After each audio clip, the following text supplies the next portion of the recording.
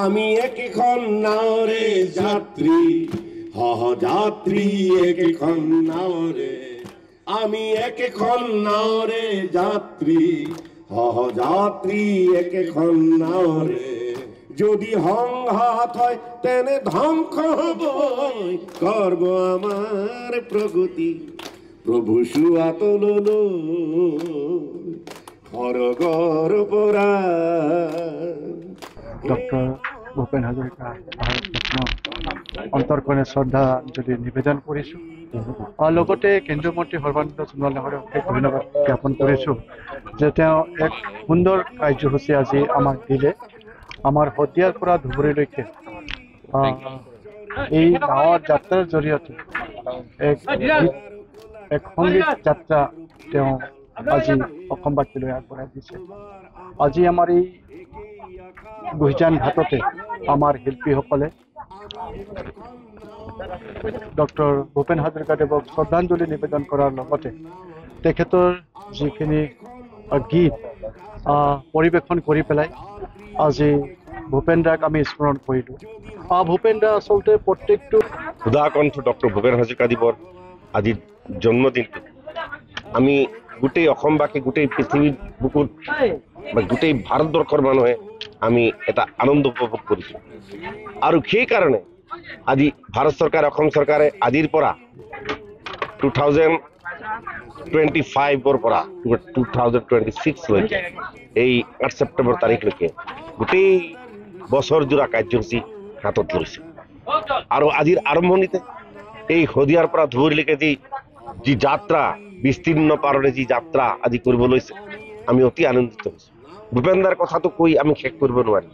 ভূপেন দা বৃহৎ ভূপেন দাৰ নিচিনা শিল্পী পৃথিৱীৰ বুকুত আৰু কোনো দ্বিতীয়জন ব্যক্তি জন্ম হোৱা নাই ভূপেন দা ইমানখিনি কৈ গৈছে ইমানখিনি দি গৈছে ভূপেন তাহানিতে কৈছিল অসম যদি আজিৰ অসমীয়াই নিজক চিনিলে অসম ৰখালৈ যাব এইটো কিমান ডাঙৰ কথা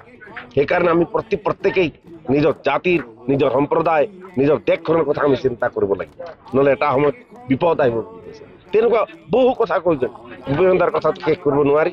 গতিকে আজি যি যাত্ৰা এই শদিয়াৰ পৰা ধুবুৰীলৈকে যি যাত্ৰা হ'ব এই যাত্ৰাত আমাকো কৈছিল যদি আপোনালোকে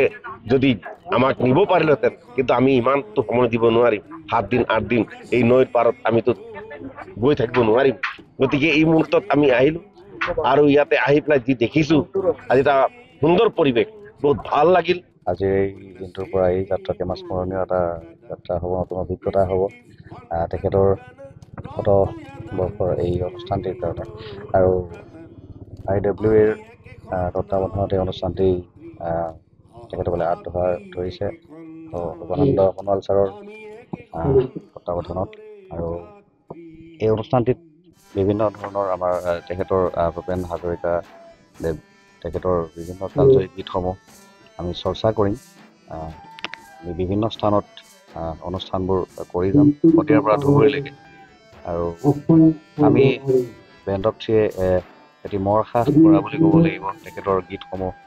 পৰিৱেশন কৰাটো ইমান সহজ কথাও নহয় আমি চেষ্টা কৰি যাম আৰু এই যাত্ৰাত আমাৰ কাৰণে অসমবাসীৰ কাৰণে এটি ভাল বাৰ্তা যাতে কঢ়িয়াই আনে এই যাত্ৰাই তাকে কামনা কৰিম 10 দিনীয়া এটি অনুষ্ঠান আমি বিভিন্ন গৈ থাকোঁতে যাত্ৰাপথত বিভিন্ন আমি স্থানত ৰওঁ আৰু সেই অঞ্চলত বিভিন্ন ধৰণৰ অনুষ্ঠান